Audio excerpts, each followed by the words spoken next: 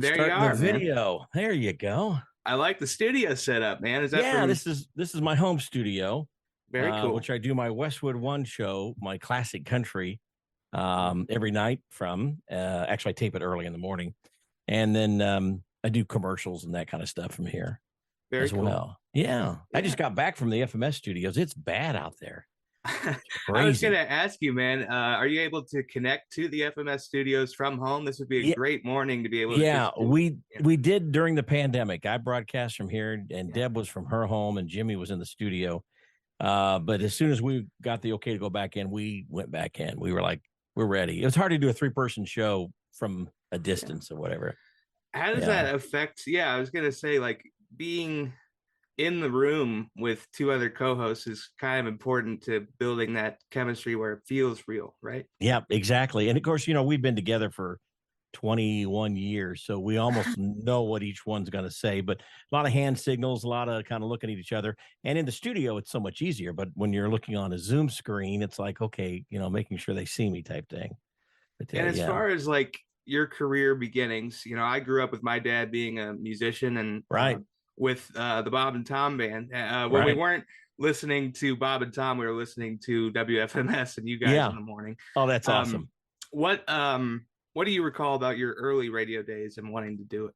Well, I'll tell you what, I was in elementary school, Yeah. and I had a chance to take a tour of a radio station in uh, Greenfield. WSMJ was the call letters. And we got to tour the studio, and I met this guy named Tim Renshaw, and he was the DJ. And I thought, you can get paid to do this. I think I want to do that as a career.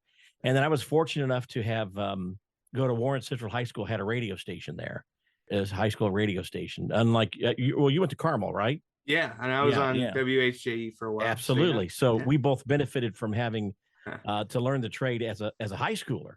yeah. And so at that point, I kind of realized I didn't have the brains to go to, was it law school or med school, but I could get it, go to school and get some sort of a degree in communications, which I never did finish. I did go to college, but I dropped out after my second year because I had a job offer. Right. But yeah, that's what really was my going to that radio studio for the first time was amazing.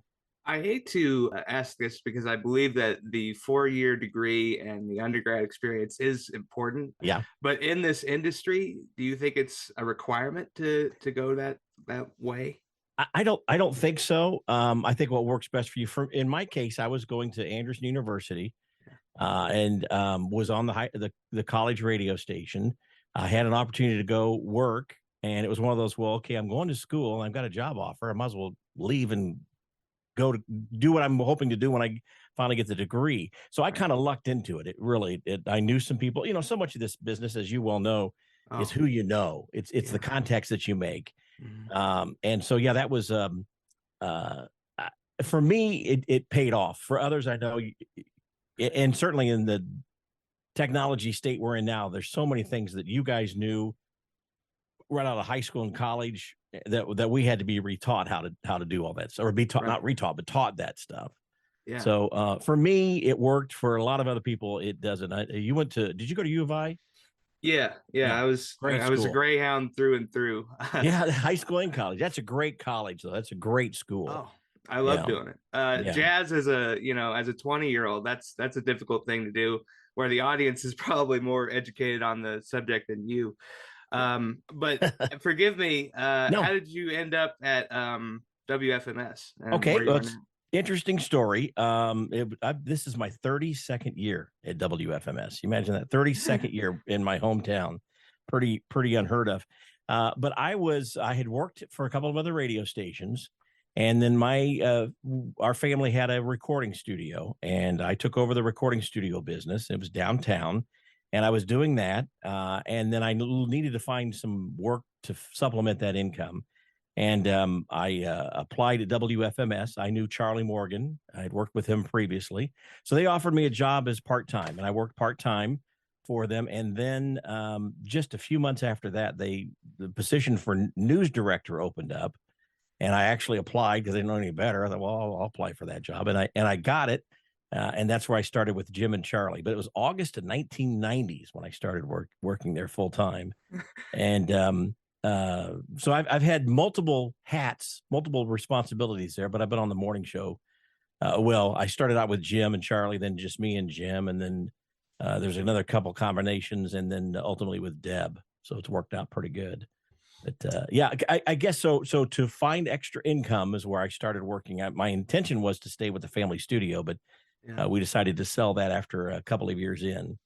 Well, I talked to Bernie Egan, who's been on the air for years, and he talked about reel-to-reel tapes and how difficult it was in the early days. You don't even know, do job.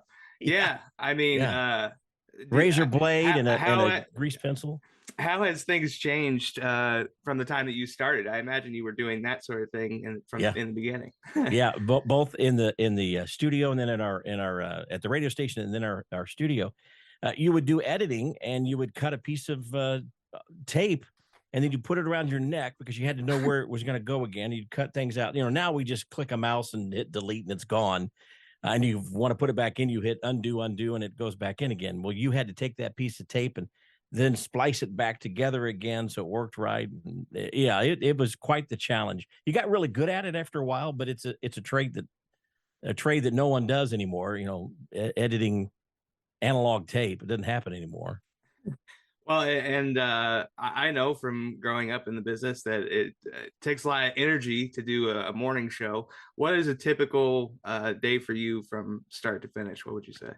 Okay, my alarm clock goes off at 2:00 in the morning, actually 2:15. I am not a snoozer. My feeling is if I wake up, I'm going to wake up once. I don't want to snooze. So I get up at 2:15, and then I come in my studio where we're in here right now by 3:00 in the morning. I'm in my studio here where I record a classic country show for Westwood One, which airs on a bunch of AM stations and some FM stations all across the country. I record that, and then I go into the FMS studio, and I'm there by 5. We go on the air at 6, but by 5:00 we're in there kind of prepping for the show. Get done at 10 and come home. We'll have some spots to do or production work to do or something. But then my day normally is over with around 11:00. Noon is very, very latest if there's a meeting of some kind. And then I try to go to bed around 8:00. So it's early. You're not even getting started yet. No, I'm just getting into, Sunday night football at that point, man. Yeah. Is it hard to enjoy parties or things like that because you have the morning obligation? Absolutely. Doing this for 32 years, that means that when my kids were born, I was with them. It was great when they were younger because they went to bed the same time I did. Then as they got older and then they went off to college, and I had a daughter that played college volleyball. Going to those games late at night, you just knew you weren't going to get but maybe 2 or 3 hours of sleep. So you learn to nap. You learn to take naps and get 4 or 5 hours of sleep accumulative. Maybe not at one time, but okay, I get 2 hours here and 3 hours there, and I'll try to make it work. The other thing is, and Jimmy, you know this, this isn't brain surgery what we do, right? And so to use the David Letterman line, if we mess up, no one dies. So you can do this job with a little sleep sometimes and still make it work. Yeah, high energy, a lot of coffee. I was gonna say, what's the one thing you need in the morning or you're cranky? Yeah, it has to be coffee. Yeah. I usually get about 2 cups in me here in the home studio and then probably another 2 cups at work. I used to drink a lot more than that. So about 4 cups a day keep me going.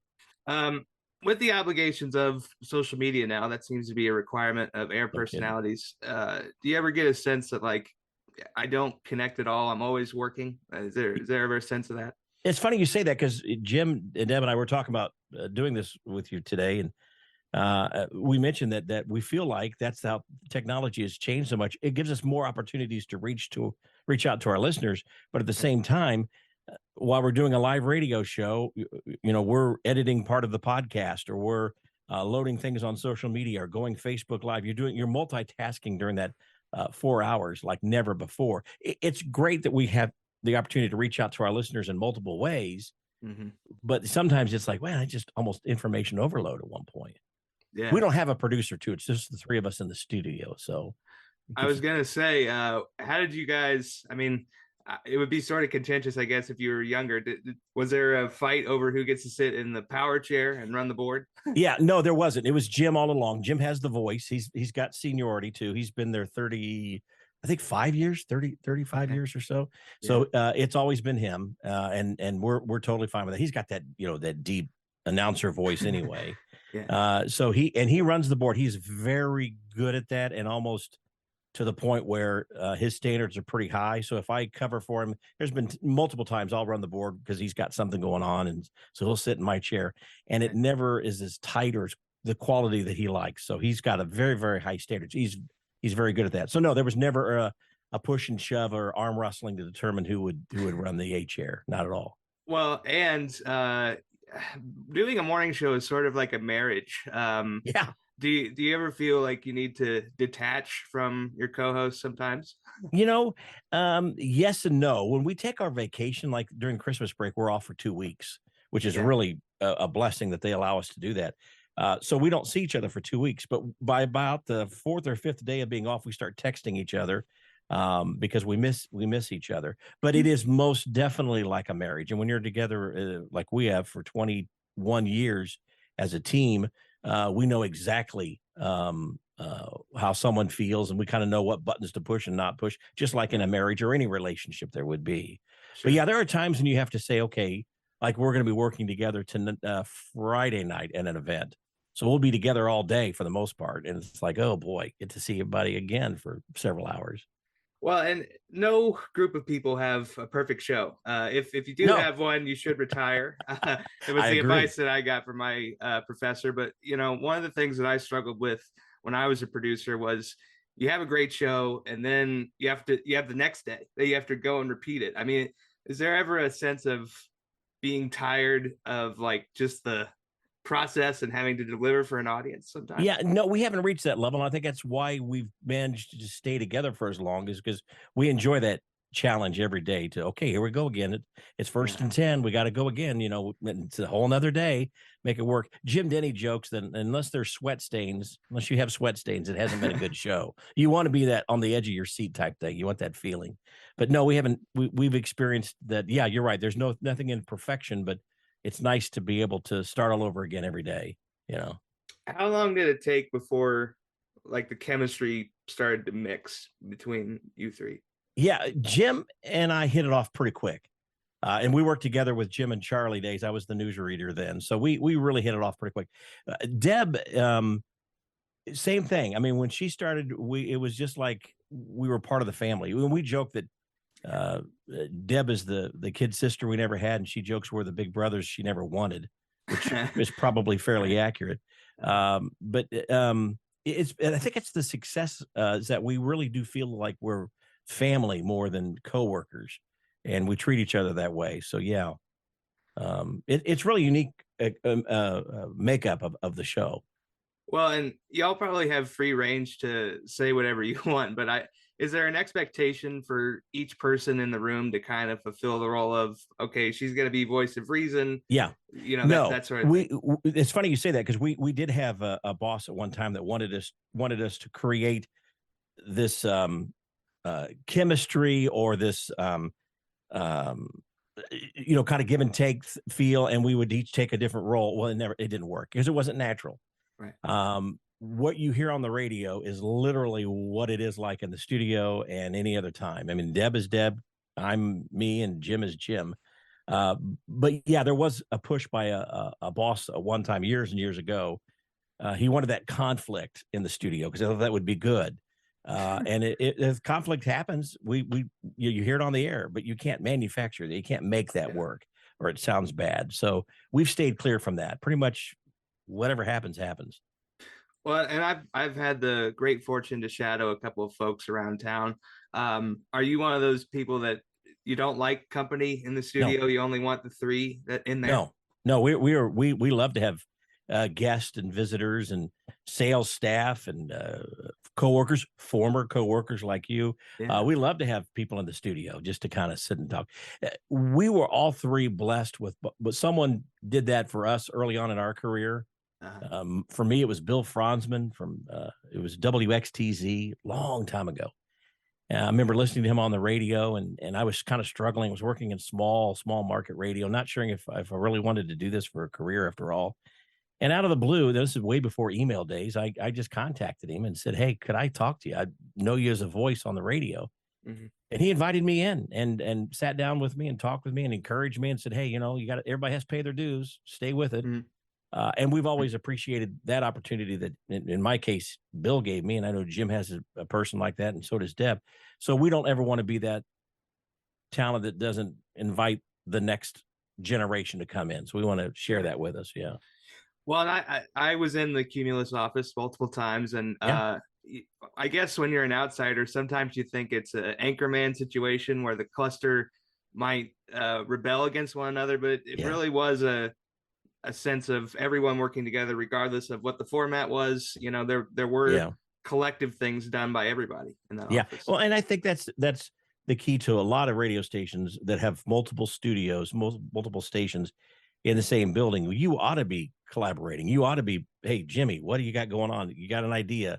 Ask people in the building, because we've hired talented people. They may play a different format, but hey, pick their brains. So absolutely. As a country personality, do you listen to country music? What kind of music do you like to listen to?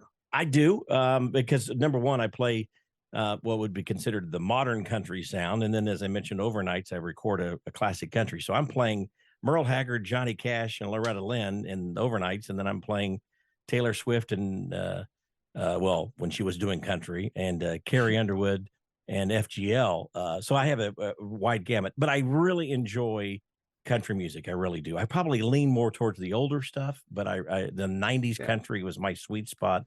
I love the 90s country. I also like to listen to some 70s, though. That's my decade. Listen to the old 70s, the older stuff from 1970s. I love that too. You still a local radio listener, or do you like streaming different things?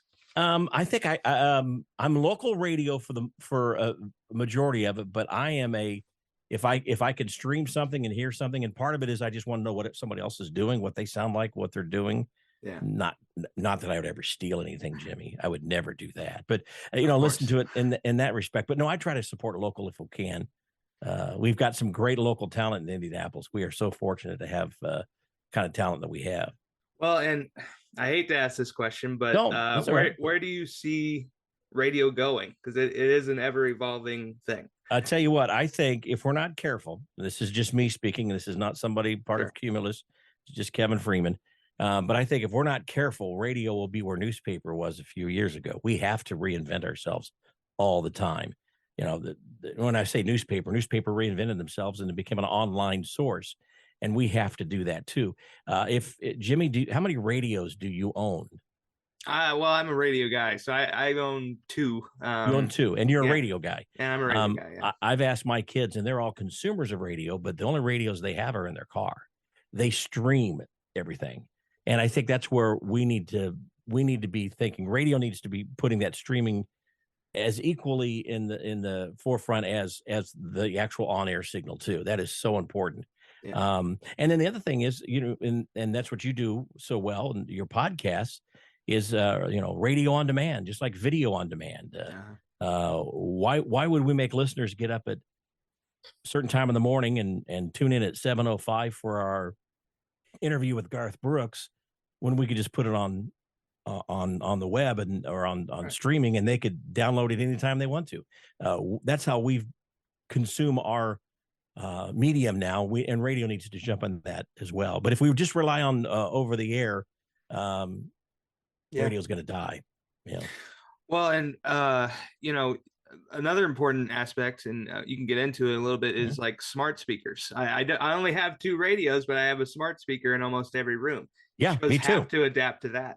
Me too. Absolutely. And if we ignore it and say, okay, I'm not going to deal with that, or I'll let the Jimmy generation deal with this. We're old guys, right? Well, then we're just going to talk ourselves out of a job. We have to learn to embrace that too. But yeah, smart speakers, streaming, podcast, basically audio on demand is where radio needs to go and will go, I think. Well, and I would imagine with your experience, you probably don't get this way, but are you starstruck anymore? Yeah, there are people that, after 30 years of working in country radio, there are still artists that I enjoy spending time with. There are, just as a perspective, when I started in radio, Alan Jackson was just starting out. So and now he's the old man of country music. But I always enjoy talking to Garth Brooks. Dolly Parton is exactly the type of person you would hope she would be. She's just as sweet as could be and funny. And I guess I would get a little starstruck with Dolly, I think. But yeah, trying to think of somebody that there's someone not country related that I really regret. I never had the opportunity to interview, and I was starstruck with. We were in the same building one time, and that was Regis Philbin. I was a big fan of Regis Philbin. Yeah. And I always wanted to talk to Regis, and we never had a chance to do that. So I think I would have been, I don't know if I could have done the interview because I just thought he was funny. Yeah. Well, and Lord knows he would probably turn your interview into his interview. Oh, absolutely. And that would be fine with that because it's Regis, I think it was funny. Well, and how long was Regis on the air? He was forever. I think he broke the record for most time spent on the air. I think he's in the record books for that. I think you're right. One question I do want to ask, because it was something I struggled with when I had a morning show in college. Is there any trick to the trade of not stepping on co-host toes in the beginning? Yeah, there's really no trick other than just listen. And we use we were talking earlier, we use a lot of hand signs, even in the studio now. We sit in a very small, kind of a semicircle. Deb is to my left, Jim is just right in front of me. But we still rely on eye contact. And if there's something I'm going to say, I'll have my hand up or whatever. So we don't step on anybody, but it just comes with practice. It really does. It's kind of like being married, when to shut up so your spouse can talk or whatever. Yeah. What about Jim Denny was married to Mimi Pierce as well. Yep. And I'm wondering, thankfully you've been here for 32 years and have had some stability, but is it easier to marry someone in the business because they know the expectations? That's a great question. And hopefully maybe you'll get a chance to interview Jim about that, because when Jim and Mimi got married, and they're still married, but when they got married, they knew each other's schedule. And so that kind of helped. Yeah. You're always tired. If there's something you want to do at night, you both are tired. It's exhausting in that respect. So Deb and I married people outside of the industry, but Jim married somebody in the industry, which that's a great question. I can't answer it.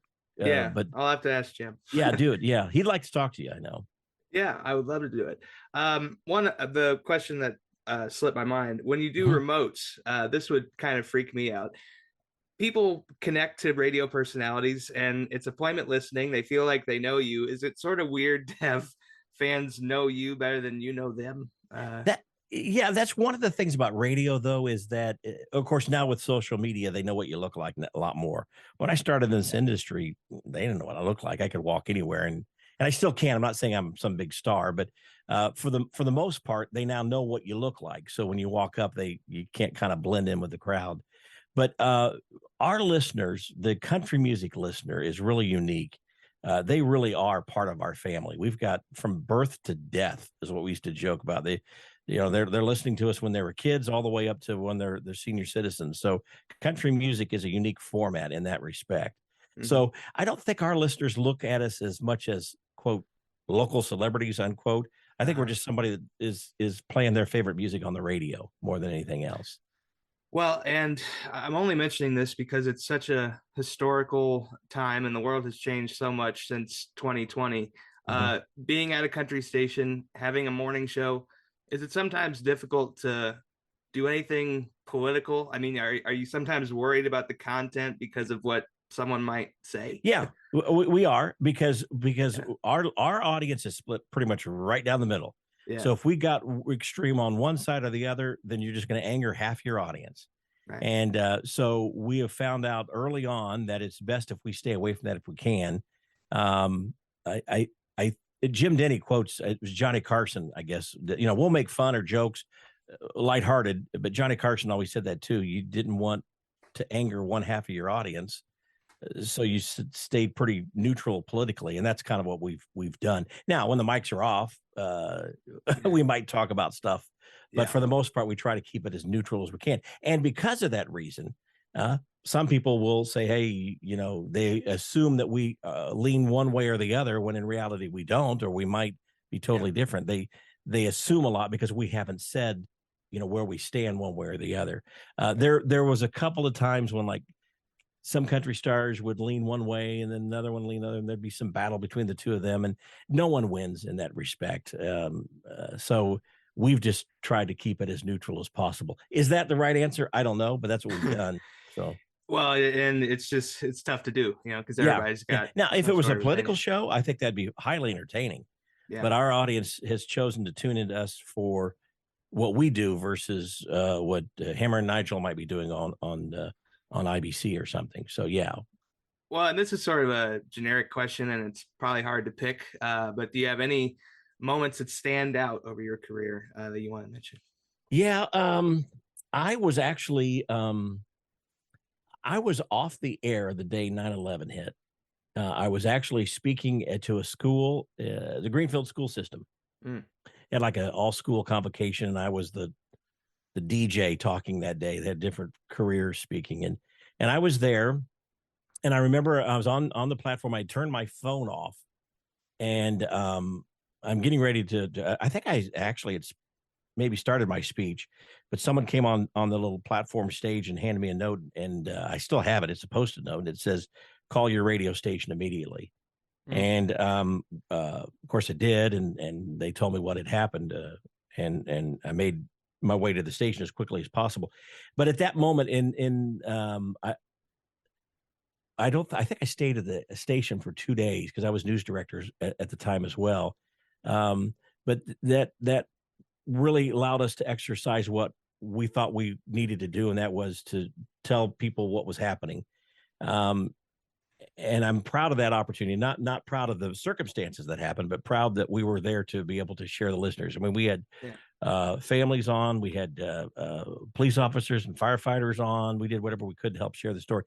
Music didn't matter, commercials didn't matter. It was just talking to people, making sure that they felt safe. And so I really look back at my career and think, well, I was glad I was there to be able to be a part of that. Hated the circumstances, but glad we were able to be a part of that. Jim, Deb, and others here at the station. Well, and moments like that, you kind of have a sense of duty with your job. It's sort of fun all the time, but then you get a sense of duty. That's a better way of saying it. Yeah, better sense of the sense of duty. Felt like that's kind of what we were trained for to do. Not to be funny at that time, really just be a source of information and the best information we could get.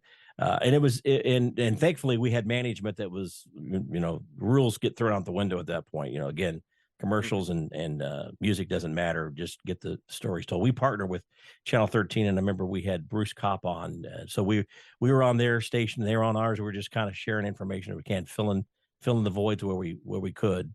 So that would be the one thing I think when I get retirement age in a few years, I think of that's probably something I'll always remember. Well, that was going to be my next perfect segue into the next one. You've had a stellar career. Is there anything else that you would want to do at this point, Kevin? Yeah. I don't, and not to brag, but we've won our, ACM awards, CMA awards. We haven't won a Marconi. We've been nominated for a Marconi, but we've won the other awards a few times, which has been kind of nice. But I think if it all ends tomorrow, I'm okay.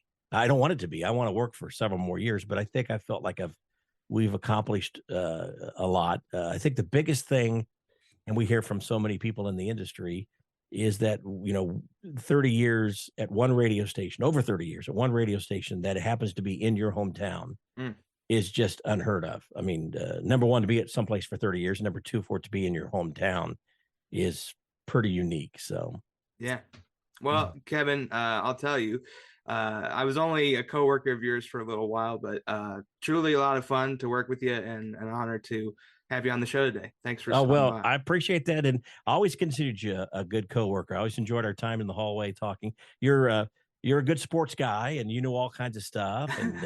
And now I found out you know a lot about jazz just now listening to you. So we don't have to. Well, hey, my dad would be disappointed if I didn't, man. Absolutely. How can people hear you and follow you? If they WFMS 95.5 FM. And then on our Facebook pages and everything else. But our if you want to catch me on the classic country shows on Westwood One, just Google my name, Kevin Freeman Radio, and you'll see all the stations or some of them that I might be on. You can using your smart speakers, you can listen to those little small market radio stations. But yeah, tune it in if you like. Well, it's fun because some people will be traveling through the country, our listeners, and they'll email me and say, "Hey, I'm in Kentucky, or I'm in California, I'm in Alaska, and I'm hearing you on the radio. What's going on?" You know, they're surprised to hear that you can do that from your home studio. So it's interesting. Well, and one way that you can get this podcast is through your smart speaker. Absolutely. Go ahead and search JBK on air. You can also access this episode at jbkonair.com. Until next time, folks, have a great day and a better tomorrow.